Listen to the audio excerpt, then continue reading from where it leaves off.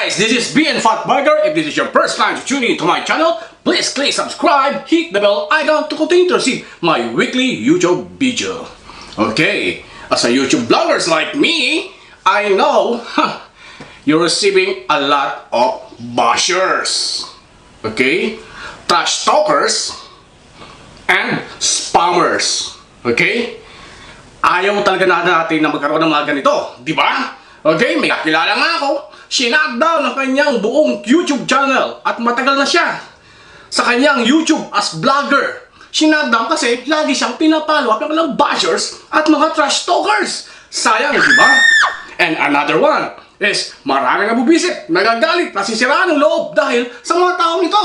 Okay? Flip lang. Now, your problem will be solved. I will teach you 4 ways how to block this particular people only in YouTube forever. Okay, without further ado, let's get it on! Okay guys, let's start the blocking number 1. Okay, go to your YouTube channel, select the videos na merong spam, basher, or trash talkers. Okay, let's start it now for the purpose of tutorial. So, magsasample tayo. Okay, I get the video now. Okay, from that video, na merong suspected na spammers, bashers, or trash talkers for the purpose of tutorial, okay, magsaselect tayo dito.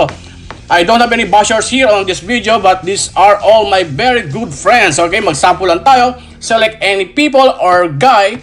Okay, check that 3 dot icon and hide user from channel. That's it. Blocking number 1. This guy, Babu, forever.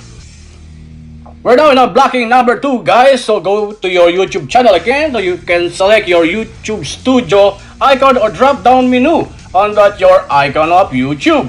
Okay, click that YouTube Studio. Okay, after clicking it up, you are now in your YouTube Studio. Go to the comment portion. Click it. Okay, once you click it, you will have all your comments, okay? All your comments across all your videos. Again, for the purpose of discussion knowledge tutorial, these are all my good friends, okay? Select any people, then check that 3 dot icon, and then hide user from channel. That's it. It's done. Block forever. Goodbye. We're halfway there, guys. Blocking number 3. Go to your YouTube Studio. Okay, in your YouTube Studio, click Settings. Okay, click it out, guys. Okay, so once you click the settings, it will go to your community. Click that community. Under that community, there's a automated filters menu. Under that automated filters menu, meron dyan dalawang very important tools to block those users.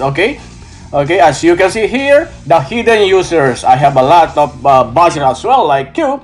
So I also protect them. So that's why it's blur. On the below part, you can see block words. Okay? So ayan po ang example. Pag hit sila ng ganyang word, automatically block ang comment nila. Once you have that one, click save. That's it, guys. This is the grand finale, guys. Hope you are still here. Okay? This is blocking number 4. You're still in YouTube Studio. Go to your Creator Studio. Click that one, okay? Just skip, okay? From your Creator Studio, click the Video Manager, okay? Click it up, guys. All the video managers, okay? Under Video Managers, select the particular video that's suspected with spam, bashers, or trash talkers. Again, these guys, those people who commented here are not bashers. They are my good friends. For the purpose of tutorial, we'll do this an example. Okay, let's select an example video and then click that icon. Okay, the comment icon. From that comment icon, these guys are my good friend. Okay, for the purpose of tutorial, we'll do some example. Click that icon again and then hide these users' comments on this channel. And it's totally black in YouTube forever. Okay guys, hope you learned something to me.